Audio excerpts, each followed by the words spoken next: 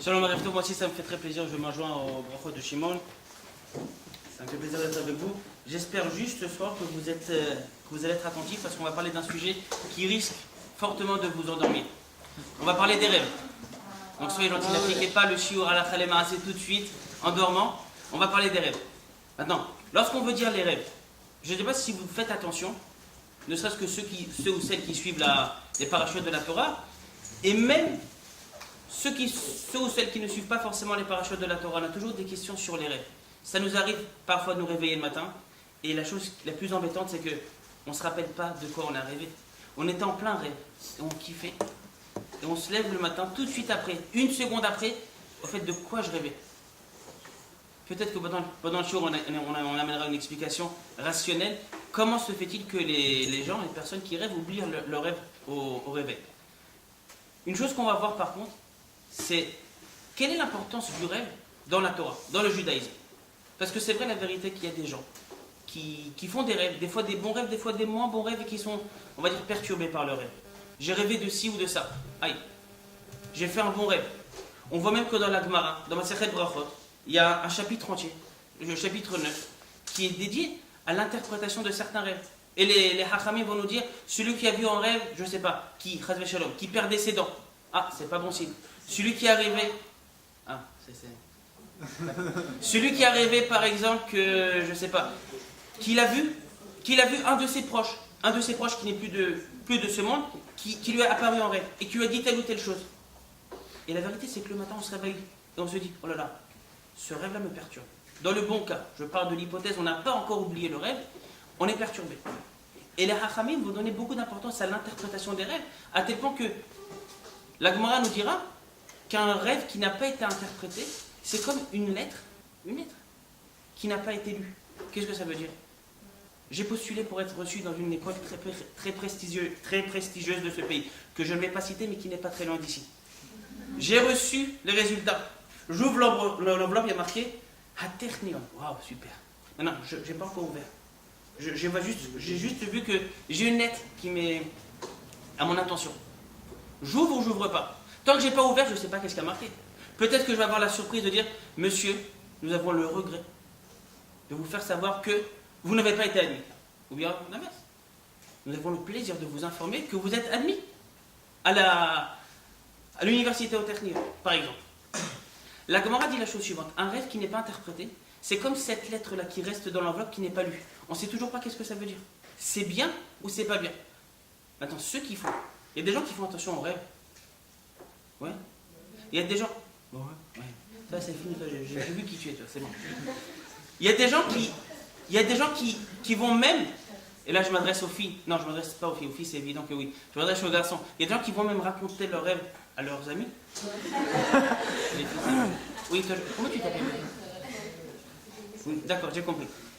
Mais bien, je me lève le matin, oh là là, tu sais pas de quoi j'ai rêvé. Maintenant, l'importance du rêve, on va essayer de voir l'importance du rêve, et on verra dans quel cas les Hachamim nous disent qu'il ne faut pas prêter attention aux rêves. Que ce que nous disent les rêves, ça ne veut strictement rien dire. Alors je vais commencer par le début. Dans le livre de Iyov, le prophète Job en français, le pasuk nous dit la chose suivante. Bahadlom hezyon laila. Lorsque l'homme va dormir. Binfol tardema lanashim. Lorsqu'il va lui apparaître un songe. Bitnumot ale mishka. Qu'est-ce qui se passe? L'homme se couche, il s'allonge et il va dormir. D'accord. Et alors? Az yigle ozem anashim uvmosaram yachtom. Dit le prophète, Iyov, pas le prophète. Iyov dit la chose suivante. À ce moment précis, Akadosh Baruch Hu va nous dévoiler des choses. Par le biais du rêve, Akadosh Baruch Hu s'adresse à nous. Il va nous dire telles choses qui nous sont destinées. Ça va être un message. Ce message-là, parfois, va être codé. À tel point que les Hachamim vont nous enseigner dans ma Sechet Brachot que le rêve, quelque part, le rêve, c'est 1/60e de la prophétie. Si quelqu'un dort beaucoup, d'accord, il peut arriver à la prophétie. Non, c'est faux. D'accord. Ne dormez pas beaucoup, dormez ce qu'il faut. Mais on peut quelque part, par le rêve, par le biais du rêve, on s'évade. Qu'est-ce qui se passe lorsqu'on rêve? Qu'est-ce qui se passe? Toute la journée, lorsqu'on est éveillé, d'accord, nos sens sont à l'affût. Notre sechel, l'intellect, on est là, surtout vous, analyser des choses, des données, et des fonctions, et des choses, et l'ulpan, et des psychos. On travaille. Le cerf et la matiérise, on fonctionne. Le soir, on se repose. Le corps atteint un niveau de repos. Menouha. Lorsqu'on se repose, d'autres facteurs, d'autres forces actives en nous, mais qui sont un petit peu en arrière-plan tout au long de la journée, vont prendre le dessus. Notamment ce que le Ramchal appelle dans le livre d'Erech Hashem, Korah Hadimayon, l'imagination. Quelque part, nous dit le Ramchal, lorsqu'on se déconnecte légèrement de la matière, le corps se repose. Que reste-t-il? Il reste la neshama. Cette neshama, quelque part, vit dans le corps de l'individu, cette âme qui vit dans le corps de l'individu, va légèrement se déconnecter et on va lui annoncer des choses très importantes. Certaines de ces choses-là auront même un avenir crucial pour l'individu. On a souvent tendance, bizarrement, c'est l'être humain qui est ainsi fait, à ne pas vouloir prendre des décisions importantes dans notre vie. Par exemple, je monte en Israël à Massa Prépa ou je reste en France faire médecine. Pharmacie. Non, pharmacie, c'est la deuxième chose. C'est ceux qui tombent de médecine. Je reste en France faire avocat ou je fais des études en Israël. On ne sait pas. Bon, on verra. L'avenir nous le dira. Les amis me conseilleront. Ou même, il y a des gens qui vont poser des questions. Toutes sortes de gens, des voyants, des choses comme ça. Ou il y a des gens qui disent une seconde. On attend des simanim. On attend des choses en tant qu'Akadosh Baruch Hu décide pour nous quelque part. Il y a des gens qui vont remettre ça au rêve. Je vais réfléchir. Comme on dit en français, la nuit porte conseil. Et alors, c'est quoi porte conseil? Tu te lèves le matin et tu as la science infuse. Qu'est-ce qui va se passer pendant ce rêve-là? Le rêve, c'est important. À plus forte raison, quelqu'un qui a fait un rêve qui est quelque peu stressant. Il y a des rêves qui sont stressants. Un des grands Chachamim, dans l'histoire juive, explique que la rencontre qui s'est passée entre Yaakov Avinu et l'ange de Esav, dans la paracha de la semaine dernière, dans la paracha de Vaïshlach, ça s'est passé en rêve. Tout ça n'était que le fruit de l'imagination de Yaakov Avinu. Allah va shalom. Comment ça peut se passer en rêve? On nous dit que Yaakov Ehud Solea al Yerero, il boitait, sa hanche était déboîtée. Les Chachamim nous disent oui, c'est vrai. Des fois, en rêve, on peut ressentir quelque chose, on peut même ressentir quelque part une douleur. C'est vrai que, peut-être, selon le Rambam, selon Maïmonide, toute cette apparition céleste entre Yaakov Avinu et l'ange, ça ne s'est pas réellement passé. Ça s'est passé sous forme de rêve, bien qu'encore une fois, il est sorti boiteux de cette histoire, on peut boiter. Des fois, on peut ressentir des choses. On fait un rêve qui est spécialement plein d'adrénaline et on se lève comme ça, avec des battements de cœur très rapides. C'est possible. Le rêve, c'est une forme de vie beaucoup plus active des fois que dans la réalité. Maintenant, un mauvais rêve. Un mauvais rêve, il faut absolument le laisser et se faire interpréter le rêve. Qui en général peut interpréter le rêve? Seulement quelqu'un qui nous aime bien. N'allez pas raconter votre rêve, qui encore une fois jusque-là pas interprété, à votre ennemi juré. Parce qu'il risque de mal interpréter. Et l'ironie du sort, ce serait que ce rêve-là, mal interprété, s'accomplisse. Un rêve va être interprété va se réaliser selon l'interprétation. C'est vrai. Vous racontez le même rêve. La Gemara nous raconte une histoire avec Rava, qui avait fait un rêve. Il était voir une personne qui avait pour profession d'analyser les rêves. Maintenant, il fallait payer des honoraires, rien n'était gratuit. Jusque-là, Rava avait l'habitude de payer. Une fois, il n'a pas pu payer. Et cette personne-là a mal interprété le rêve et malheureusement, ça s'est également avéré vrai. D'accord. Tout ce que je dis pour l'instant, c'est-à-dire que le rêve, il faut y prêter attention. On verra peut-être un peu plus loin dans le chiot. Si quelqu'un fait un rêve, quelqu'un lui apparaît en rêve, il va lui dire la chose suivante. Tu sais quoi? J'ai les numéros gagnants de la prochaine cagnotte. Joue le 12, le 18 et le 19 et tu vas gagner 100 millions de shekels. Je joue, d'accord? Et je gagne. Jusque-là, ça va. La personne qui a rêvé de ça, il y a une seconde, qui t'a filé le tuyau? C'est moi, j'ai rêvé que tu jouais, tu allais remplir cette grille, joue tel et tel numéro et tu vas gagner au loto. Dis Amen. Amen. T'as pas envie? Si t'as pas envie, ça ne viendra pas. Tu as joué, tu as gagné. Je viens te faire une seconde, tu sais, 100 millions. C'est rien pour toi. Tu me donnes le marasser? Tu me donnes un dixième? C'est quand même pas mal, 100 millions. Un dixième de 100 millions, je prends. est-ce que je suis en droit de te demander quelque chose? Mais j'ai rêvé, c'est rêvé, d'accord? Quelqu'un qui a fait un mauvais rêve, ça aussi on viendra tout à l'heure, on expliquera comment c'est possible. Quelqu'un qui a rêvé Hazal Shalom, la veille de son départ, d'accord? Il doit prendre un avion. Il a fait un rêve Hazal Shalom, Dieu nous en préserve, qui pourrait avoir un crash aérien. Alors, il se lève le lendemain, il hésite à défaire ses valises. Je pars ou je pars pas? Il hésite. Il est anxieux à cause de ce rêve. Alors je commence par une histoire. Qui est ramenée dans la Gemara dans Masechet Sanhedrin. La Gemara nous parle du cas suivant. Quelqu'un qui vient d'hériter d'une certaine somme. Il vient d'hériter d'une somme. D'accord? Il y a de l'argent. Ou alors il sait qu'il y a de l'argent quelque part, mais il n'arrive pas à trouver cet argent. Son père, Alain Vachalom, est décédé. D'accord? Il sait que son père avait une jolie somme. Une somme coquette. Où va Baal Halom? Et vient celui qu'on appelle Baal Halom. C'est qui le Baal Halom? Rachid nous dit que Baal Halom, c'est l'ange céleste qui fait rêver les gens, qui fait rêver les individus. Un ange apparaît. Il y a dans le ciel un ange qui s'occupe de vous faire rêver. D'accord. Ve'amarlo, il le dit la chose suivante. Car vechachem, tu sais, il y a exactement la somme précise de 228 366 127 shekels. Wow. C'est précis, on ne peut pas se tromper. Et 50 agourdes. D'accord. La somme est précise. Bemakom plonihem. Cette somme d'argent se trouve dans tel ou tel endroit. Regarde ton père, tu vas dans son bureau, la troisième étagère en dessous, il y a un coffre-fort. Tu fais le code 1984 dièse, tu ouvres, il y a une mallette. Le code de la mallette c'est 332, tu ouvres. C'est précis. Sauf que le Baal Halom, cet homme-là, cet ange-là qui va faire rêver les gens, va lui dire un troisième détail important, qui a son importance. Veshel Maaser Shenihem, cet argent-là ne t'appartient pas.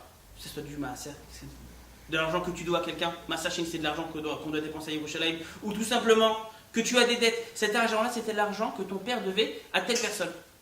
Oh, d'accord. Est-ce que parmi vous, il y a des curieux ou des curieuses qui feraient l'expérience? Je me lève le matin et je vérifie, histoire de voir si c'est pas n'importe quoi. Bien sûr, a priori 90%, à part chez moi, on ferait tout ça. J'ouvre, le code fonctionne. Tic. La mallette, ça fonctionne. Je compte les billets un à un, la somme qui m'a été dite dans le rêve. Magnifique. Maintenant, une seconde, il y avait un troisième détail. Cet argent ne t'appartient pas. Qu'est-ce qu'on fait? Alors, une seconde, je ne vais pas entendre de trucs. Ouais, bon, c'est que dans un rêve, je prends l'argent et je m'en vais. Non, je ne pense pas à ça. La Gemara dit la chose suivante. Ma'ase haya. Zehaya ma'ase ve'amu. Cette chose-là, c'est réellement produite, nous disent les Hachamim. Cette chose-là, c'est réellement produite. Il y a eu un cas concret. Une question a été posée aux Hachamim. Quelqu'un avait fait un rêve. Dans son rêve, on lui avait indiqué une somme d'argent précise, dans un lieu précis, en sachant que cet argent-là était destiné à une tierce personne. Et la Hachamim dit la chose suivante. Une seconde, avant de spoiler la fin. D'après vous, qu'est-ce qu'on fait? Les filles, qu'est-ce qu'on fait? Il prend cet argent pour lui ou pas? Non? Les filles sont droites. Beaucoup de points sur filles. Les garçons? Oui, d'accord. On voit maintenant la différence filles-garçons. Bizarrement, c'est peut-être une des rares fois sur Terre, mais ce sont les garçons qui ont raison. C'est rare. Ça arrive très très très rarement. C'est rarissime. Dit la Gemara, Maaseh haya ve'amru, divrei halomot, lo ma'alim ve'lo moridim. Tout ce qui se passe dans le rêve ne veut strictement rien dire. Rachid nous dit qu'est-ce que ça veut dire? Ça ne veut rien dire. Ve'hare en shelo. Cet argent-là lui appartient. Ve'achol le'otziel d'Irashi bimkoman. Il peut prendre cet argent et le dépenser selon ses désirs. Cette Gemara-là a été rapportée dans le Shulchan Aruch. Non, Shulchan Aruch, c'est la halakha. Rabbi Yosef Karo vient trancher cette halakha en nous disant la chose suivante. Haya pikadon beyad aviv. Pikadon, c'est une somme d'argent qui a été confiée. Son père avait une somme d'argent qui ne lui appartenait pas. On peut me confier plein de choses, mais ce ne sont pas des objets qui m'appartiennent. Il ne sait pas exactement où l'enfant, le fils, ne sait pas où son père a mis tel ou tel objet. On lui a dit le Shulchan Aruch en rêve, car vechachem b'makom plonihem. Ça se trouve dans tel endroit et il y a tant et tant d'argent. Il a trouvé cette somme d'argent à l'endroit où on lui a dit et la somme exacte. C'est la halakha qui est tranchée. Divrei halomot lo ma'alim ve'lo moridim. Tout ce qui se passe dans le rêve reste dans le rêve. Ça ne veut strictement rien dire. Conclut le Shulchan Aruch, Ela Harehem Shelo. Cet argent-là lui appartient. Il peut l'utiliser selon ses désirs. Oui. Et s'il connaît la personne à qui appartient Même s'il connaît. Si tu connaissais pas, il n'y aurait pas de chute dans cette histoire. Je connais exactement la personne. Et tu sais quoi? Plus que ça. La personne vient, toc. Comment tu t'appelles? Raphaël, ton père lui avait déposé une certaine somme avant qu'il nous quitte. Tu peux me restituer cet argent? Il vient, il te demande. Et toi, bizarrement, hier, tu as rêvé de ça. Dis le Shulchan Aruch, c'est dans ta poche. Je suis désolé. C'est du vol. Bah, c'est du vol. Pourquoi c'est du vol? Parce qu'il peut lui rendre. Une seconde. Quelle est la preuve que ça appartient à quelqu'un d'autre? S'il est dans son coffre. C'est toi, Ruben Fitoussi? Ouais. C'est quoi la preuve que ça appartient à quelqu'un d'autre? Ruben, Amotsim, Havero, Alavaraya. Quelqu'un vient en disant je t'ai prêté de l'argent. Supposons, je t'ai prêté de l'argent. S'il a un certificat, un truc comme ça. Même s'il a un shtar, même s'il a un certificat signé, conforme par 2 témoins, je peux très bien te dire, dit l'Agmara, dans ma secrète Shuvot, mais je t'ai remboursé, bien sûr, tu m'as prêté 100 shekels, il n'y a pas de problème. Je sais, je nie pas. Si je nie alors que tu as un papier qui certifie que tu m'as prêté de l'argent, c'est un problème. Je nie pas, je dis bien sûr, tu m'as prêté, oui, mais regarde, tu as vu, c'était Rosh Hashanah. Après Rosh Hashanah, depuis je t'ai remboursé. Ramène des preuves, prouve que je t'ai pas remboursé. Pour m'extorquer de l'argent, dit l'Agmara, la règle est la suivante. Hamotsim havero ala varaya. Celui qui va tirer de l'argent de quelqu'un d'autre doit ramener des preuves. Quel type de preuves? Ramène pas des rêves. Exprime-toi, dis-nous. N'est pas bon. Ah, c'est pas bon, d'accord. Mais si dans le rêve, il y a tous les trucs qui se passent comme ça. Ça veut dire que la troisième aussi, elle est vraie. Non? C'est toute la question. On va essayer de débattre de ça. On va essayer de débattre. On va essayer de prouver pourquoi, dans ce cas-là, l'Agmara, le Talmud, Masechet Sanhedrin, c'est d'Aflamed Amoudal. Le Shulchan Aruch, prochain Mishpat Siman Resh Nun He, nous dit la chose suivante, tu peux prendre cet argent et l'utiliser. Pourquoi? Mais c'est pas du vol. D'accord. Oui. S'il y a des questions, mais c'est pas...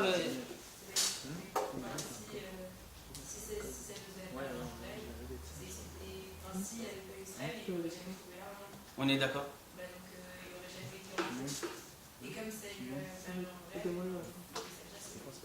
Encore une fois, quelle est la signification de quelque chose qui m'a fallu en rêve? C'est exactement, c'est ça. Tu as mis le doigt sur la question. Qu'est-ce que ça veut dire faire un rêve? Le rêve s'est avéré exact, tu sais quoi, aller à 80%. D'accord. Maintenant, le troisième détail, que ça appartient à un tel. Qui me dit que c'est vrai? Le rêve. Mais le rêve, c'est pas une preuve. Encore une fois, si je reste avec les règles du Shulchan Aruch, Hamotzim Chavero Alavera, il faut ramener une preuve. C'est good. Dans ce cas, pourquoi quand on rêve qu'on s'est cassé une main, par exemple, on doit jouer l'un? Très bien.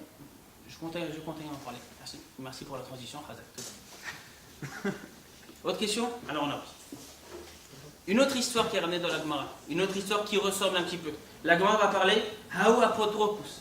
Quelqu'un sait comment traduire le mot apotropous en français? Ouais, Patropos, non, c'est un tuteur. C'est quelqu'un qui s'occupe, d'accord, de gérer les biens. Il gère les biens d'enfants qui sont pour l'instant des yétomim, des orphelins, jusqu'à ce qu'ils grandissent et qu'ils soient habilités de par eux-mêmes à gérer leurs propres biens. Maintenant, il a le droit, surtout s'il a été nommé par le père de son vivant, il a le droit de gérer le bien des enfants. Imagine-toi qu'il y ait des biens immobiliers, il peut vendre l'appartement, il peut acheter un autre appartement, et ainsi de suite. C'est arrivé, dans le cadre de la Gemara dans Masechet Gittin. Dava Beshivroute de Rabbi Meir. C'était un des voisins de Rabbi Meir.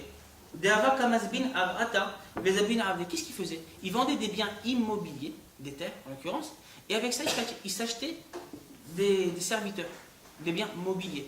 C'est quelque chose a priori qu'il ne faut pas faire. Pourquoi? Tu achètes aujourd'hui, quelqu'un aujourd'hui reçoit une somme. D'accord? Comment je vais placer cet argent? En sachant que je veux placer cet argent pour qu'il soit le plus rentable possible. Je peux acheter des biens immobiliers et dans 15 ans, dans 20 ans, ça vaudra le double. Il faut avoir le tri dans certains endroits. Ou alors je peux acheter un bien mobilier, dans 20 ans, ça ne vaudra zéro. J'achète aujourd'hui un téléphone portable, dans 20 ans, il ne veut strictement rien dire ce téléphone portable. Même si c'est le téléphone dernier cri. D'accord? Ou alors j'ai acheté une voiture, même la plus belle de toutes les voitures, truffée d'options, dans 20 ans, allez, peut-être qu'elle vaudra 1/100 du prix que j'ai payé. Cet homme-là, ce tuteur-là, a mal géré l'argent des orphelins. Vélo Shavke Rabbi Meir.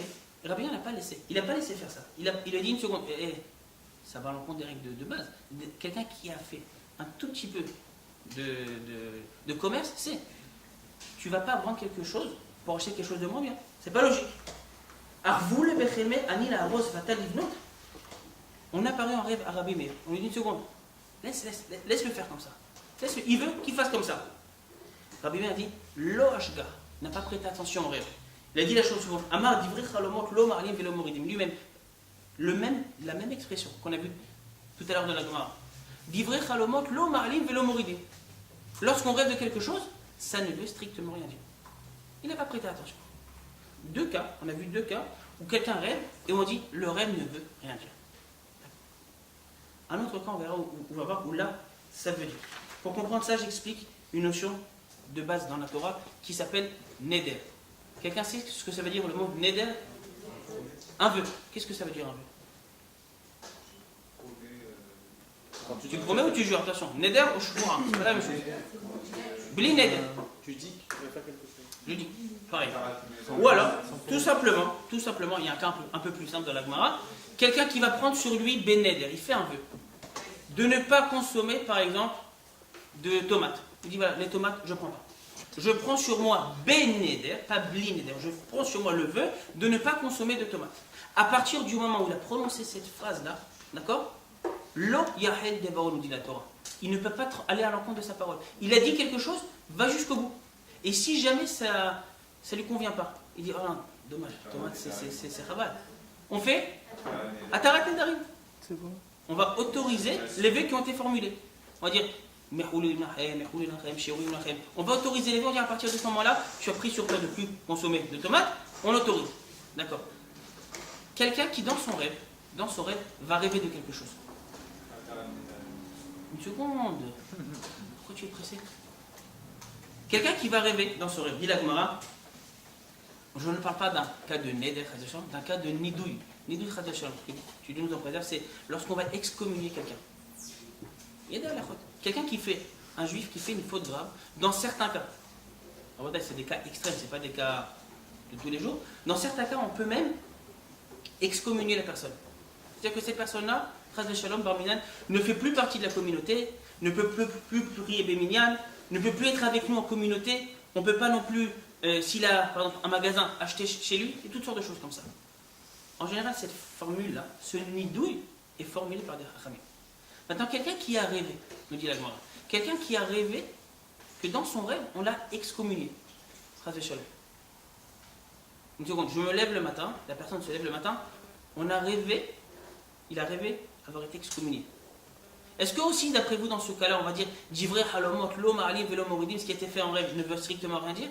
La Gemara nous dit que non. Dans ce cas-là, bizarrement non. Nidou bachalom, dit la Gemara dans Masechet Nedarim, tarikh asara bnadam le'akirlo. Il va falloir 10 personnes, trouver 10 personnes, pas 3 personnes pour faire Hatarat Nedarim. Ça, c'est Hatarat Nidouille, c'est un peu plus compliqué. 10 personnes, et la Gemara va insister. Des gens qui connaissent des halachot, des gens qui sont versés dans l'étude de la Torah, pour lui l'autoriser à regagner l'assemblée, la communauté.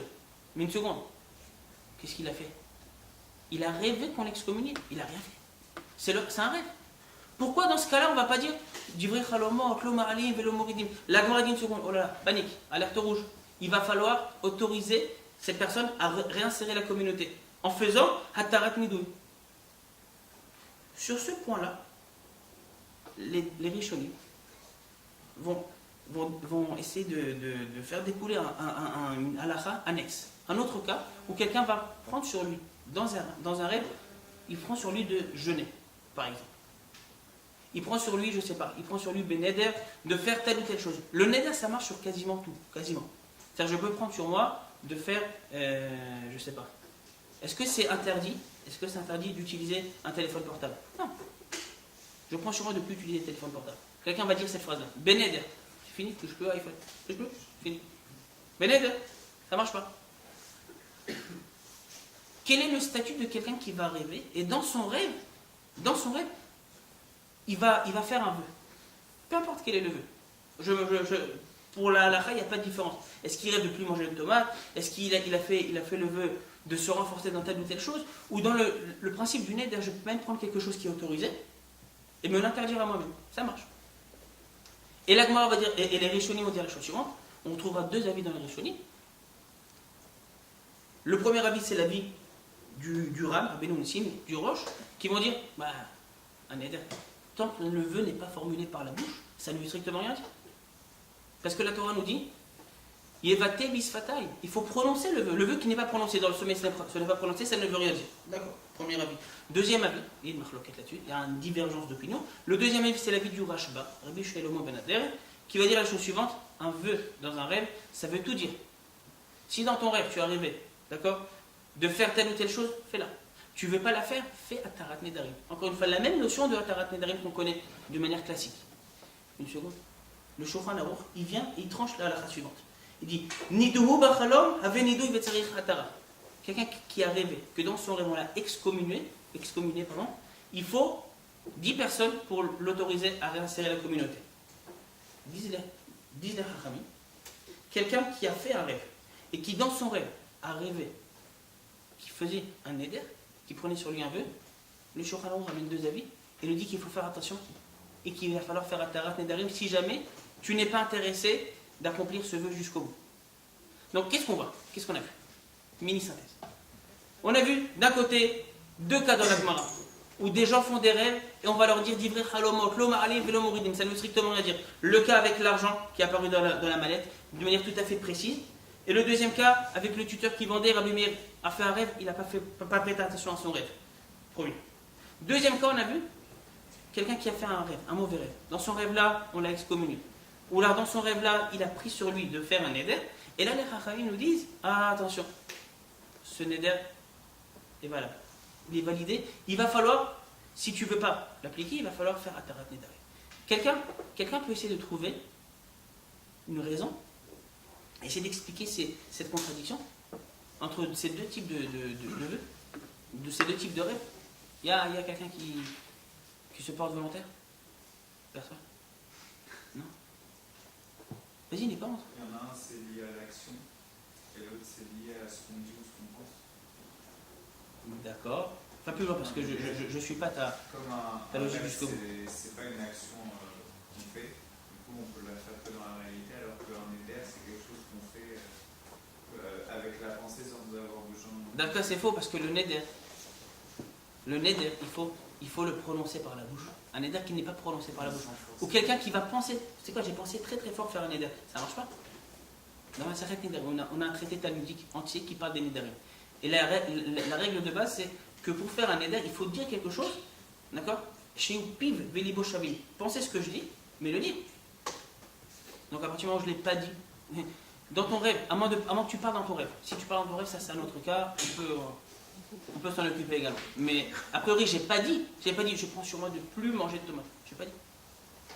On va essayer d'apporter trois avis, et à la fin, on va essayer d'expliquer quand est-ce qu'on doit faire attention au rêve et quand est-ce qu'on ne doit pas faire attention au rêve. Premier avis, c'est l'avis du Tashbetz. Tashbetz, c'est Rabbi Shlomo ben Tzemach, un des grands hachamim à l'époque des Rishonim. D'accord? On est à la fin du XIVe siècle, milieu du XVe siècle. C'est un hacham qui est né en Espagne et qui, par la suite, est venu s'installer en Algérie.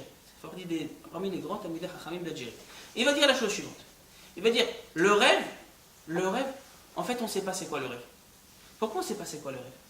Il dit la chose suivante. La Gemara nous dit que il faut prêter attention à ce qu'on rêve, à ce dont on rêve, lorsqu'il y a deux types de rêves. Premier cas, ce rêve-là m'a été dit par un ange. Un malach, un ange. Si c'est un ange qui vient m'informer de choses, attention, soyez à l'affût. L'ange me dit des choses, a priori c'est une créature céleste, il me dit des choses vraies. Deuxième cas, l'Agma nous dit Kan alidé shed.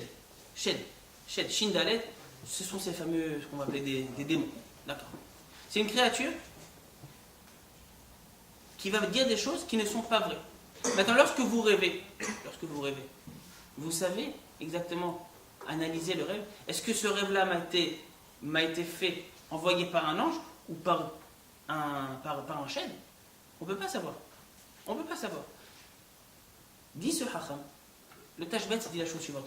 Le rêve, ça restera pour nous un grand point d'interrogation. On ne sait pas. Maintenant, vu que ça reste un point d'interrogation, on va se référer Au cas de halakha classique. Qu'est-ce que ça veut dire un cas de halakha classique? Quelqu'un qui a un doute au sujet de l'argent, d'une pièce ou d'un objet qui lui appartient. Il y a une règle de base dans le Talmud et cette règle est mentionnée dans le Shulchan Aruch. J'ai en ma possession un objet, voilà, cet objet-là. D'accord? Vient quelqu'un et me dit ce livre m'appartient. On va aller au tribunal rabbinique, au Beddin. Tu viens, tu me dis ce livre-là m'appartient. Il n'y a pas marqué de nom, il n'y a pas marqué de prénom, et même si c'était le cas, ça ne veut pas forcément dire grand-chose. L'objet est à ma possession. Khaverim, qui a raison? Qui a raison? C'est celui qui l'a. Cet objet, il est à ma possession, c'est moi qui le tiens. C'est moi qui le tiens. Cet objet m'appartient. Le Beddin va dire, ok, toi, celui qui est en face, celui qui veut extorquer cet objet à l'autre, tu veux l'extorquer? Ta vie, réaya. Ramène une preuve. Quelle preuve ça peut être? Je ne sais pas. Tu peux ramener 2 témoins, par exemple, que je t'ai vendu le livre. Ah, d'accord. Si tu ramènes 2 témoins que je t'ai vendu le livre, l'objet t'appartiendra. Tant que tu n'as que des revendications, on ne t'écoute pas. Il n'y a pas de siman, même s'il y a un siman, ça ne veut rien dire. S'il n'y a pas de siman, ça peut lui appartenir. Tu sais quoi, plus que ça? Je trouve dans la rue un billet. D'accord? Un billet qui n'a pas de siman. Un billet de 100 shekels, des nouveaux billets jaunes. D'accord, j'ai trouvé ce nouveau billet. Qu'est-ce qui se passe? Je le mets dans ma poche. J'ai le droit? Oui. D'accord. D'accord, mais c'est le bon terrain. Maintenant, 2 minutes après, tu viens. Comment tu t'appelles? Nathanaël. Tu viens, tu me dis, c'est mon billet. C'est mon billet. Il est tombé de ma poche. Et tu sais quoi? Tu me prouves que c'est ton billet. Tu dis, voilà, j'ai marqué mon nom dessus. Nathanaël. Qu'est-ce que dit l'Agmara? L'Agmara parle de ce cas-là, même s'il y a ton prénom marqué dessus. Et ton nom de famille. Je ne vois pas du gars qui s'appelle David Cohen, il y en a des milliers. L'Agmara dit, je t'écoute pas. Il est en ma possession, tu veux prouver, ramène des preuves. Dans le cas où quelqu'un est arrivé, vous vous rappelez le cas du début? J'ai la mallette avec le fameux code, la mallette qui s'ouvre avec la somme tout à fait exacte. Ça reste un safek, nous dit Rabbeinu Atashbetz. Ça reste un doute. On a encore un doute. Maintenant, la personne qui vient d'une seconde, cet argent-là, allô, c'est l'argent que j'avais prêté à ton père. C'est l'argent que j'ai confié à ton père. Une seconde. Tant que tu ne m'as pas prouvé, l'argent reste en ma possession. Le deuxième cas, c'est le cas du neder. C'est quoi le neder? Le neder, c'est prendre sur nous quelque chose d'interdit. Quelque chose que la Torah en soi n'a pas interdit, on peut s'interdire. Quelqu'un serait intéressé à prendre sur lui un neder, des choses interdites? Non, s'interdire une chose qui à la base est permise. Non? C'est ça, quoi. Je sais quoi, quelqu'un, je donne un exemple, quelqu'un qui va se dire, voilà, c'est bon, quand je bois trop d'alcool, j'ai un comportement qui me déçoit moi-même, je prends sur moi de plus consommer d'alcool. Pourquoi pas? Il y a un but, je visais personne. Non, je ne sentais pas visé. Pourquoi pas? Il peut. La vérité, c'est que j'ai tout à fait le droit, j'ai le droit de ne pas le faire non plus. C'est-à-dire, la Torah, il y a des interdictions, il y a des choses qui sont permises. Pourquoi prendre quelque chose qui est permis me l'interdire? Mais je peux le faire. La Torah nous a appris un chidouche, vous pouvez le faire. Maintenant, le neder, ce vœu-là, ça reste quelque chose d'interdit. C'est-à-dire, on parle d'une chose qui est interdite. Imaginez-vous que dans le domaine de tout ce qu'on appelle Issour Ve'eter, des choses interdites, j'ai en face de moi une assiette. Dans cette assiette, il y a un morceau de viande. Je ne sais pas s'il est caché. Je ne sais pas. C'est peut-être du cheval, c'est peut-être, je ne sais pas, c'est peut-être du bœuf. Et même si c'est du bœuf, peut-être que c'est du bœuf. Peut-être on peut voir. Et peut-être que c'est du bœuf auquel on a mal fait la shrita. Et si la shrita n'est pas bonne, alors la bête n'est pas consommable. Maintenant j'ai un doute. On va faire un petit vote. Dans le doute, vous mangez ou pas? Les filles, vous mangez pas? Je prends que la moitié. D'accord, très bien. Les garçons, vous mangez ou pas? Non. Ça dépend de la situation. Eh bien, je vous l'ai dit tout à l'heure. Par défaut, ce sont les filles qui ont raison. Oui, j'ai un doute. C'est caché ou pas, tant que j'ai pas de preuve. D'accord? Il s'agit d'une interdiction de la Torah. Ça fait que d'Eoraita. J'ai un doute sur quelque chose qui m'est interdit par la Torah. Je ne le fais pas. Je prends un autre exemple. Vous savez que le Shabbat, il y a certaines choses qu'on ne peut pas faire. Aucun hidouche. Jusque-là, je n'ai rien dit. D'accord. Non, j'ai un doute. Si Shabbat, je peux faire telle ou telle action. Est-ce que c'est permis ou est-ce que c'est interdit? Je ne sais pas. Khavrim, dans le doute, on le fait ou on ne le fait pas? On ne le fait pas? Même une bracha, si on a envie d'avoir fait les bracha avant, C'est vrai, mais ça n'a strictement rien. Mais c'est pas mal. Raphaël, c'est bien tenté. Tu sais quoi? Tu as plus 2 pour la tentative. Mais ça n'a rien à voir. Ça fait ça, c'est la bracha, elle est mise des rabanan. À part Birkat Amazon, quasiment toutes les brachot sont mises des rabanan. Dans le doute, tu ne refais pas. Maintenant, j'ai devant moi un aliment. Je reviens à ce que disait la partie qui est à ma gauche. Bien évidemment, j'ai un aliment, je ne sais pas si c'est cachère ou pas. D'accord? Peut-être que c'est cachère, peut-être que c'est KFC. Ah, dans le doute, on ne prend pas. Dans le doute, on ne va pas consommer. Et même si j'ai demandé à KFC le menu glad coucher, mais Adrien, j'éviterai. D'accord? Pourquoi? Parce qu'il s'agit là d'une interdiction de la Torah. J'ai un doute sur quelque chose qui peut être, mais interdit par la Torah. Dans le doute, on prend des précautions. Dans le doute, c'est interdit. Ça fait que des oraïta, nous dit des hachamim, les umrah. Le cas du rêve. Quelqu'un qui a rêvé. J'ai rêvé. Dans mon rêve, on m'a dit, enfin, j'ai fait le vœu, pardon, dans mon rêve, de ne pas consommer tel ou tel aliment. Une seconde. Ce rêve-là, ce neder, ce vœu, c'est quelque chose qui a attrait à une halakha de la Torah. J'ai un safek, nous dit le Tashbet, sur quelque chose qui est mis de Horaïta. Lorsqu'on a un safek, un doute sur quelque chose qui est mis de la Torah, dans le doute, il vaut mieux faire un tarat nedari. Ça, c'est une première approche des choses. Le petit point qu'on va quand même soumettre, c'est que l'Agmara ne dit pas ça. L'Agmara ne dit pas que Halomot, les rêves, c'est pour une interrogation. L'Agmara ne dit pas safek. L'Agmara dit vrai Halomot, lo ma'alim velo moridin. Ça ne veut strictement rien dire. Donc comment tu peux dire que le rêve, ça reste un point d'interrogation? Deuxième approche. On va ramener une deuxième approche. Cette approche, elle est donnée par un hacham qui a vécu d'Afka au début du XXe siècle, en Irak, qu'on appelle plus communément le Ben Ishraï. Rabbi Yosef Haïm mi Bagdad. Peut-être que de nom quelqu'un connaît le Ben Ishraï. Le Ben Ishraï, on lui a posé une question. Écoutez la question, rien que la question, elle fait un petit peu peur. La question était la suivante. S'il y a des âmes sensibles, n'écoutez pas la question, s'il vous plaît.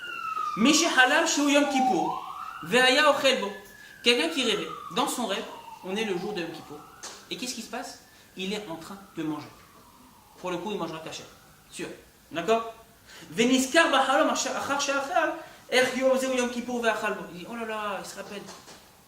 Dans son rêve, il dit, comment j'ai pu manger pendant Yom Kippourim?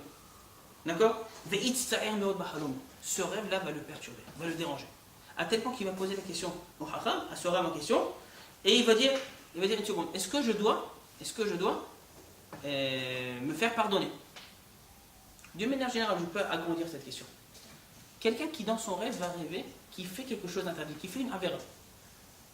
Il se réveille le matin, d'accord? Est-ce qu'il doit se faire pardonner là-dessus ou pas? Rafiko, qu'est-ce que tu dis? Il n'est pas responsable de ses rêves. Ah, alors là, Monsieur Cohen, attention. On n'est pas responsable de nos rêves. D'accord. Je comptais dire tout à l'heure, je le dis maintenant parce que tu as fait la remarque. Qui pense qu'on n'est pas responsable de nos rêves? Levez la main haut et fort. Bah ça dépend. Ah, quand même. Ah, d'accord. D'accord. Alors regardez. Une grande partie des rêves. Une grande partie des rêves. Je ne veux pas dire que c'est tous les rêves, je ne veux pas généraliser. Mais c'est vrai, une grosse partie des rêves, on verra au final des choses qu'on a vues durant la journée. Durant la journée. Le passouk dans le livre de Daniel nous dit que lorsqu'on rêve finalement, au final, nos pensées qu'on a eues tout au long de la journée vont commencer à agir. Une fois, on a dit, le corps déconnecté de la matière, le dimayon, l'imagination va commencer à agir. À partir du moment où le dimayon va agir, on ne peut pas rêver de quelque chose, d'accord, qu'on n'a jamais vu. On ne peut pas de manière générale imaginer quelque chose qu'on n'a jamais vu. On peut essayer, mais ça ne marchera pas totalement. On va penser à quelque chose qu'on a vu. Encore une fois, peut-être que certains détails vont être modifiés. Peut-être que j'ai vu telle ou telle personne, j'ai vu un ami que je n'ai pas vu depuis très longtemps, et il a vu peut-être, je ne sais pas, il avait une casquette. jaune. Dans mon rêve, il y aura une casquette bleue. Ou il n'y aura pas de casquette. Ou il y aura un pull bleu. Non, rajoute. Ça part toujours sur des choses qui sont a priori vraies. Il y a certains détails qui vont changer. Une grosse partie des rêves, c'est des choses qu'on a vues. Et vous savez que lorsqu'on parle d'analyse de rêve, aujourd'hui, en psychanalyse, ça se fait, il y a des grands qui l'ont fait, mais même ces grands qui ont analysé, ces grands entre guillemets qui ont analysé, dans la Torah, dans la Gemara, il y a déjà des milliers d'années, on a déjà analysé tous les rêves. Comment est-ce possible, on a posé tout à l'heure la question, comment est-ce possible que lorsqu'on se réveille le matin, on oublie nos rêves? Vous savez comment c'est possible? Comment c'est possible? Il y a des études qui ont été faites là-dessus. Quand on rêve, quelle partie en nous est active, fonctionne? Comment? D'accord, l'inconscient, le subconscient. D'une manière générale, ça va se caractériser par l'imagination. C'est notre imagination débordante qui va fonctionner. Elle fonctionne à 100%. Le sechel, quant à lui, notre intelligence, notre intellect, il y a plusieurs zones dans ce sechel. Il y a une zone notamment qui enregistre les choses. C'est la mémoire. On a chacun entre nous de la mémoire. Chacun a une petite mémoire, du genre 50 gigas, d'autres ont 3 Tera. Chacun en SSD. Chacun selon ce que la nature lui a donné. Cette partie-là, justement, qui enregistre les phénomènes, qui grave ça dans ce qu'on appelle le zikaron, la mémoire, pendant le rêve, elle n'est pas consciente. Lorsque je me réveille, par défaut, j'appuie sur on, ça fonctionne, mais j'ai déjà oublié tout ce dont j'ai rêvé juste auparavant. Quand une des forces, on va appeler Koach Hadimayon, l'imagination, travaille, le sechel, l'intellect, travaille un petit peu moins. L'un prend le dessus, l'autre descend. Au final, tout ça pour te dire, Raphaël, que lorsqu'on rêve, bien évidemment lorsqu'on rêve, il y a des choses dont on va rêver, on les a quasiment vues. Et si on ne les a pas vues de cette manière-là, on les a vues. Maintenant, quelqu'un qui, d'une manière générale, va rêver faire quelque chose d'interdit. Alors bon, je ne parle pas pour les superstitieux, superstitieuses. Mais est-ce qu'il faudrait peut-être songer à faire tchouva là-dessus? Faudrait. Oui? Non, mais non. T'es un stressé de la vie. C'est moi? Oui? Non, pourquoi? Oh là là, Rasra, ne bouge pas. Oui, d'accord. Keep calme, tranquille, respire. Tu veux un verre d'eau? Je veux bien. T'es bien un peu d'eau. Le Ben Ishai, Rabbi Yosef Haïm Bagdad va dire la chose suivante. Je rêve que j'ai mangé le jour d'Yom Kippour. Alors vous savez que le rêve, d'accord, ce fameux rêve bleu, la vérité c'est qu'il y a des choses qui se passent dans des sphères plus élevées de ce monde-là, je dis de manière un peu simple, qui ne sont pas encore arrivées et dévoilées sur Terre, mais qui risquent de se dévoiler dans un avenir proche. C'est vrai, ça peut arriver. Maintenant, donc, certains des rêves vont être des rêves, on va dire prémonitoires, mais des rêves qui vont peut-être quelque part annoncer l'avenir. Si ça se trouve, une chose qui n'est pas encore vécue ici, dans le Olam Hazé, dans ce monde actuel tel qu'on le connaît, c'est peut-être déjà enclenché, et comment ce processus commence déjà à se dérouler dans d'autres, pas dimensions, dans une façon, dans un, comment dire, de manière un peu simple. Non, justement, je ne sais pas de quoi tu parles. Ça s'est déjà enclenché, d'accord, dans un processus spirituel qui a déjà commencé dans des sphères plus élevées. Maintenant, ça ne s'est pas encore dévoilé ici, mais ça ne saurait tarder. Ça va bientôt se dévoiler. Peut-être qu'on m'a donné un petit teaser, un avant-goût de ce qui va se passer. Peut-être qu'il faudrait faire attention. Ou alors peut-être que tout simplement, quand j'ai été réveillé, j'ai peut-être dû faire une petite avera. Peut-être que j'ai mangé quelque chose, c'était un jour de jeûne. Peut-être pas Yom Kippour, mais un jour de jeûne. À Sarah BTV, Tarnit Esther. J'ai peut-être pas fait attention. Le Ben Ishraï dit la chose suivante. Quelqu'un qui va rêver, qui va manger le jour de Yom Kippour. Encore une fois, c'est un rêve qui est perturbant, quelque part. D'accord? Quelqu'un qui va rêver, qui va manger le jour de Yom Kippour, il dit à la base, on ne va pas exiger de lui de faire tchouva. Il n'est pas obligé. Parce que ce n'est qu'un rêve. Mais peut-être que oui, on lui envoie une sorte de petite allusion. En disant, tu sais, t'étais pas top, t'étais pas à 100% la dernière fois. Peut-être que tu sais, d'habitude, tu manges quand il ne faut pas manger, ou tu manges sans bracha, ou je ne sais pas, mille et une choses, mille et une interprétations. Alors, il n'est pas obligé de faire tchouva, mais ce serait qu'il se fasse un petit bilan, un petit check-up qui vérifie où j'en suis. Est-ce que je suis clean, je ne suis pas clean, est-ce que je pourrais avancer, est-ce que je pourrais m'améliorer ou pas? On peut toujours s'améliorer. D'accord. Maintenant, deuxième explication. On a dit le tashbet, que le chalomot c'est ça fait. Deuxième explication, c'est l'explication du Ben Israël. Qu'est-ce qu'il dit le Ben Israël? Il dit dans chaque partie du rêve, le rêve ne veut strictement rien dire. Pourquoi? Parce que nos Chachamim nous dit la chose suivante. Keshem she'i efshar la teven belo bar, car i efshar le halom beli dvarim betelim. Dans chaque rêve, nous dit les Chachamim, il y a une partie de choses. Alors je ne vais pas essayer de mettre ça en pourcentage, mais je pourrais dire qu'il y a une certaine partie des choses du rêve, de détails dans ce rêve, qui ne sont pas pertinents, qui sont même faux. D'où on apprend ça? Nous dit les Chachamim, Parashat Hashavua, ceux qui voulaient le lien avec la Parasha, Vakasha. Yosef Hatzadik va faire plusieurs rêves. On est dans la Parasha des rêves. Yosef va rêver. À la fin de la Parasha, Sar Hamashkim, Sar Haofim, les deux vont rêver. Et au début de la Parasha de Miketz, Paro également. Le pharaon va rêver. D'accord. On parle que de rêves. On parle beaucoup de rêves. Qu'est-ce qu'il fait Yosef comme rêve? Vehine, Hashemesh, Vehayareach, Ve'ahad Asar Kochavim Shtachavim. J'ai rêvé, dit Yosef à son père et à ses frères, que le soleil et la lune, ainsi que 11 étoiles, se prosternaient devant moi. À qui font allusion ces choses-là? Le soleil et la lune et ces 11 étoiles. Un peu d'imagination. Le soleil, c'est le père, d'accord. La mer, c'est la lune, c'est la mer. Les 11 étoiles, ce sont les 11 frères, d'accord. Ce rêve-là, quelque part, va, oui, s'accomplir, mais d'une manière partielle. Pourquoi? La mère de Yosef, comment s'appelle-t-elle? Rachel Imenu. Rachel Imenu n'est déjà plus vivante à cette période-là. Vu que Rachel Imenu n'est plus vivante, cette partie du rêve, elle est minime. C'est la partie, la lune, ne va pas s'accomplir. Le soleil, Yaakov Avinu, va rejoindre son fils et va même se prosterner. Les frères, on les voit se prosterner tout au long de la paracha de Miketz, la semaine prochaine. La mère ne va jamais se prosterner, c'est faux. Cette partie du rêve, dans chaque rêve, il y a une partie qui est fausse. Cette partie qui est fausse, moi je ne sais pas comment l'analyser.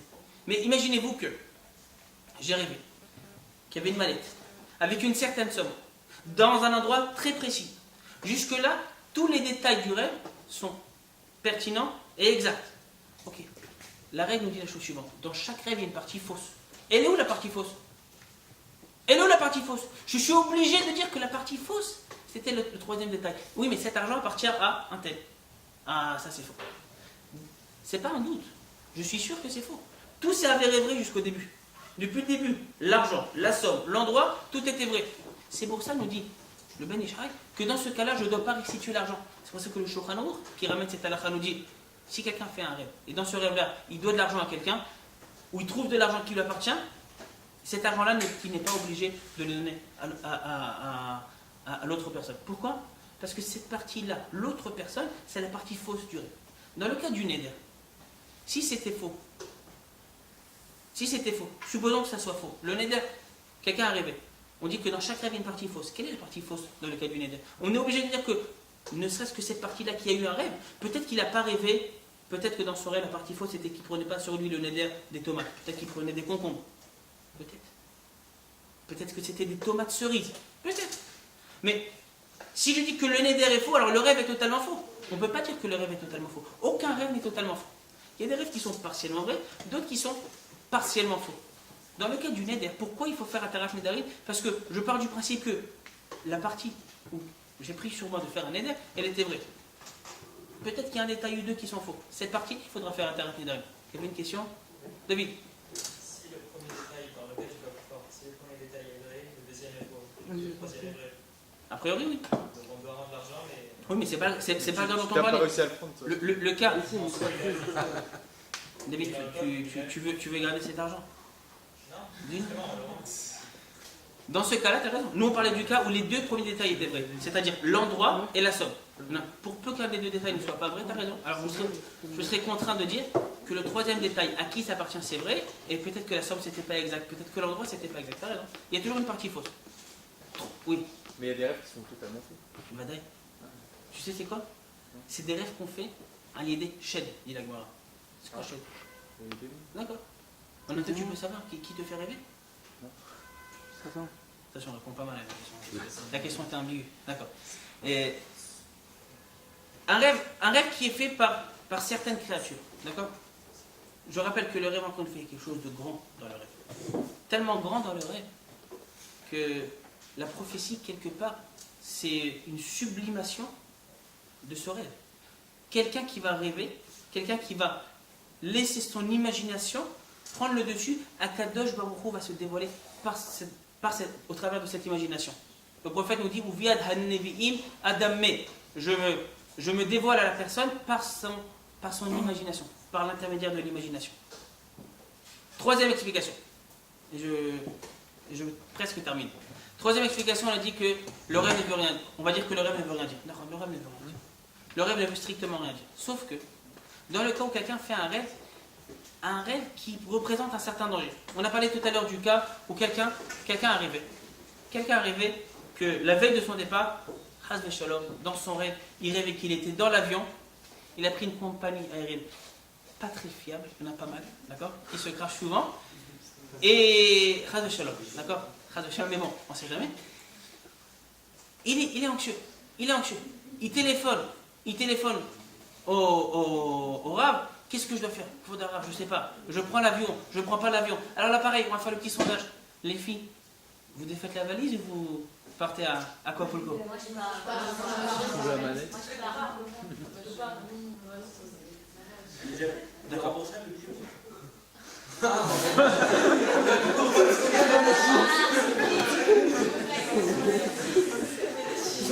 Billet non échangeable et non remboursable. Vous savez? D'accord. Tiens, tu t'es pointé en retard, tu as arrêté ton vol. La compagnie aérienne ne te donne strictement rien. D'accord. Alors, les filles partent en vacances. Pourquoi vous partez en vacances? Parce que vous aimez les vacances, là, ou parce que le rêve, ça vous fait rien?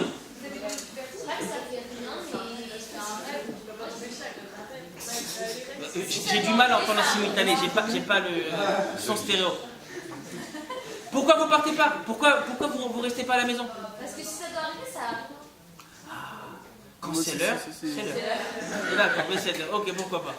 C'est presque de la... Et vous les garçons, vous partez ou pas? Oui. Ils suivent.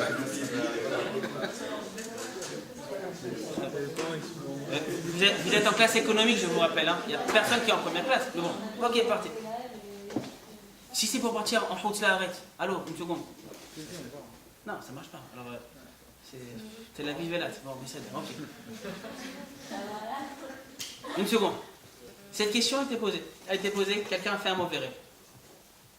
Encore une fois, la vérité, c'est que c'est un petit peu aussi pas dire au feeling, mais oui. Combien on laisse nos rêves dicter notre vie? Je peux très bien dire, ouais, je rêvais, c'est d'accord. So what? Je rêvais, non. Il y a des gens comme ça, qui vont donner beaucoup d'importance, peut-être beaucoup trop, entre parenthèses, d'importance au rêve.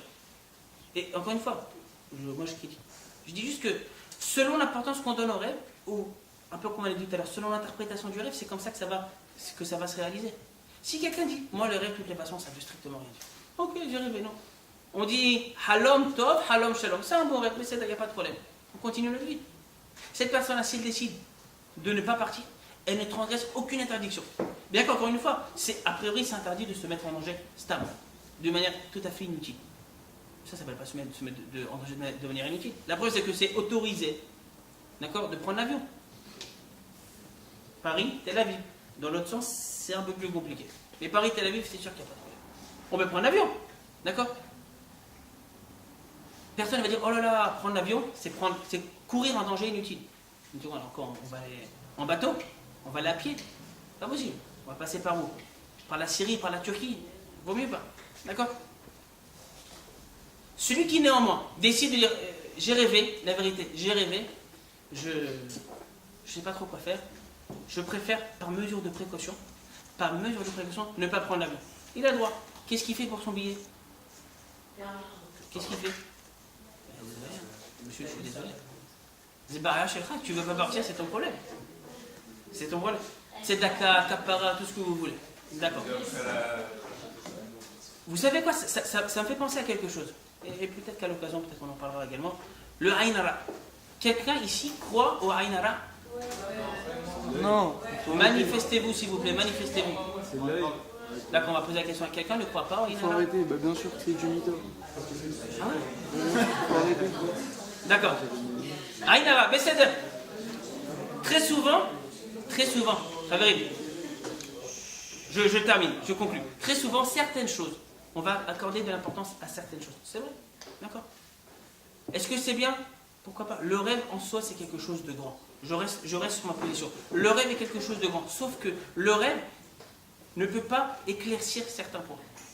Imaginez-vous, et vous savez quoi, j'en parle très rapidement. Très rapidement. Est-ce que quelqu'un, alva que ça nous arrive, quelqu'un qui dans son rêve va rêver de paroles de Torah, et on va lui dire dans un rêve, on va lui annoncer une halakha. Est-ce qu'il doit prêter attention à cette halakha ou pas? Ce cas est déjà arrivé. Rabbeinu Asher le Roche dit la chose suivante. À une certaine période, il y avait un grand vikouar, une grande discussion au sujet de la cacheroute d'un certain poisson qu'on appelle barbouta, dag ha-barbouta. Je ne sais pas comment on dit en français. Dag ha-barbouta. Certains disaient qu'il était cachère, certains disaient qu'il n'était pas cachère. D'accord.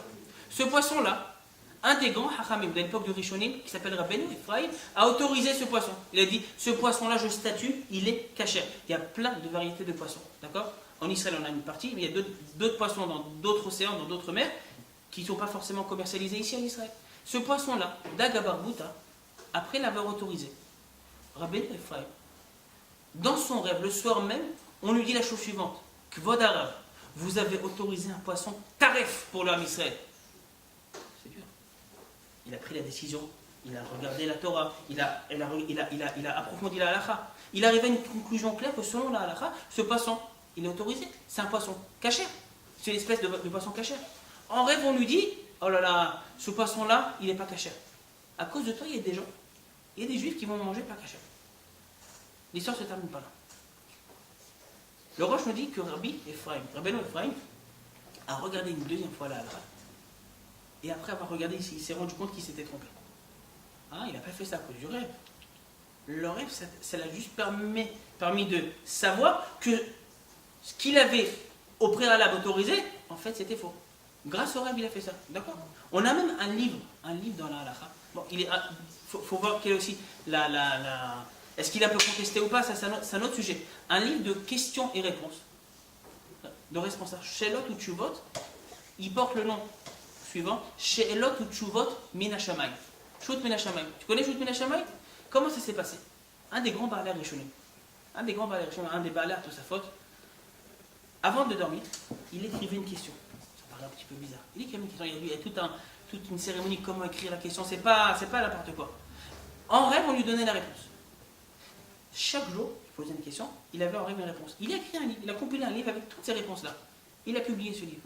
La question est, est-ce que nous, on peut étudier ce livre? Est-ce qu'on peut trancher d'Achot grâce à ce livre? Encore une fois, c'est des réponses qui ont été dévoilées dans le ciel. On parle le ciel, grâce au ciel. Certains des Chachamim vont dire, excusez-moi, la Torah, l'Ova Shamayim, la Torah n'est pas dans le ciel. On doit statuer de la halakha selon notre sechet ici-bas. Ne ramenez pas des preuves de l'au-delà. Ne ramenez pas des preuves par des effets spéciaux. D'accord? Ce qui a été fait dans le ciel, ça reste dans le ciel. La Torah, elle est ici-bas. Il faut ramener une preuve. Après la mort de Moshe Rabbeinu, l'Agma nous raconte dans Maseret Moura, que 3000 halakhot ont été oubliés. Suite au décès de Moshe Rabbeinu, 3000 halakhot ont été oubliés. Le manhig du Ham Israël, le dirigeant à l'époque, était Yehoshua. Ils ont posé la question à Yehoshua, demande à Kadosh Baruch Hu, demande-lui qu'on restaure, qu'on ramène ces halakhot. On a dit Yehoshua a voulu demander, il dit Lo bashamayim, la Torah n'est pas dans le ciel. On ne demande pas, on ne pose pas des questions comme ça. Si tu sais, tant mieux, si tu ne sais pas, tant pis. D'accord. Il y a des choses qu'on voit que le rêve, c'est quelque chose d'important. Et je vais terminer là-dessus parce que c'est bien de le savoir. Il y a des études aujourd'hui, il y a des laboratoires du sommeil. C'est intéressant comme phénomène. Ils ont analysé le sommeil de la manière suivante. Ils ont fait dormir quelqu'un. La personne s'endort. Supposons qu'une personne normale ait besoin de 7 heures de sommeil par nuit. D'accord. Pour certaines, 8 heures. Pour certaines, plus. Pour certains, Bichlal, Elul Varim, Shenaim Shiur. D'accord. Maintenant, ils vont mettre des électrodes. Dès que la personne commence à sombrer dans un profond sommeil et son esprit commence à rêver, ils vont réveiller la personne. Ils ont fait ce test. D'accord? Ce sommeil va être saccadé, va être coupé. Au final, il va dormir ses 8 heures, ses 10 heures, peu importe. Mais de manière coupée. surtout, il va dormir sans rêver. Ils se sont rendus compte, ils ont fait ça 24 heures, 48 heures, 72 heures, que c'était dangereux pour l'individu. Très dangereux pour l'individu. On a besoin de rêver. On a besoin de rêver. C'est pas seulement qu'on a besoin de dormir. On a besoin de rêver. On a besoin des fois de s'évader. L'imagination a besoin des fois d'être occupée. Si quelqu'un, dit la Gemara, dort et pendant 7 jours il n'a pas de rêve, bon ou mauvais, c'est pas bien. C'est mauvais. Il faut rêver. Il faut avoir des rêves. D'accord? La question c'est comment j'interprète ces rêves-là. On a vu tout au long du shiur que les rêves, selon un avis dans la Gemara, l'homme alim et l'homme oridim. C'est vrai. Par les rêves, on ne peut pas statuer de She'elot, de halakha. Par le rêve, on ne peut pas extorquer de l'argent à quelqu'un. On a vu dans certains cas que si quelqu'un faisait un rêve qui le préoccupait, quelqu'un a rêvé par exemple que l'avion se crachait à de Shalom, quelqu'un a rêvé qu'il avait pris sur lui un éder, il pouvait faire attention au rêve. Des fois on a dit même s'il y a un danger, s'il y a une sakana, on peut faire attention au rêve. Dernier cas et je termine. Et c'est dans le cas cette question-là, je l'ai déjà entendue, on me l'a déjà posée. Quelqu'un a rêvé, après avoir enterré un de ses proches, notamment c'était un père, ce père-là, des fois il y a des gens comme ça qui nous apparaissent en rêve. Si c'est une fois, d'accord. Si c'est un rêve récurrent, quelqu'un vient de perdre un proche. Cette personne-là, qu'on vient de perdre, nous apparaît en rêve. Ça arrive. D'accord? C'est pas un cas qui arrive rarement, c'est un cas qui arrive. Ce cas-là s'est manifesté lors d'un enterrement qui n'a pas été totalement bien fait. C'était pas top. On n'a enterré pas au bon endroit. Ou alors, la personne qui est apparue en rêve, le défunt qui est apparu en rêve, a dit la chose suivante à son fils: s'il te plaît, je souffre. Je veux que tu m'enterres en Eretz Israël. Pourquoi tu m'enterres là-bas? À Pantin, qu'est-ce que je vais faire? Je vais être enterré en Eretz Israël. Attention, si c'est un rêve qui vient une fois, d'accord, 2 fois, un rêve qui est récurrent, 3, 4 fois, 5, tous les soirs, à la base, je ne veux pas rentrer dans ce sujet, on ne déterre pas un mort stable. C'est très grave, on a du respect. Le judaïsme a beaucoup de respect pour les vivants et également pour les morts. Dans ce cas-là, en plus de ça, c'est une grande mitzvah d'enterrer quelqu'un, on peut prêter attention au rêve.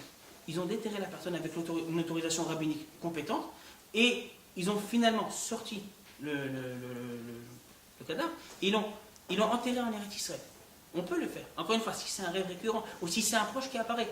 Mais de manière générale, les rêves, c'est important. Il faut rêver, d'accord? Il faut donner de l'importance au rêve, oui, mais une importance quand même assez limitée. Ne pas donner trop d'importance au rêve, parce qu'au final, certains rêves, et ça dépend aussi de notre niveau spirituel, mais si on n'est pas à un niveau spirituel élevé, dans la quasi-majorité des cas, les rêves, nos rêves du quotidien ne veulent pas forcément dire grand-chose. S'il y a des questions, avec grand plaisir. S'il n'y a pas de questions, pas de questions.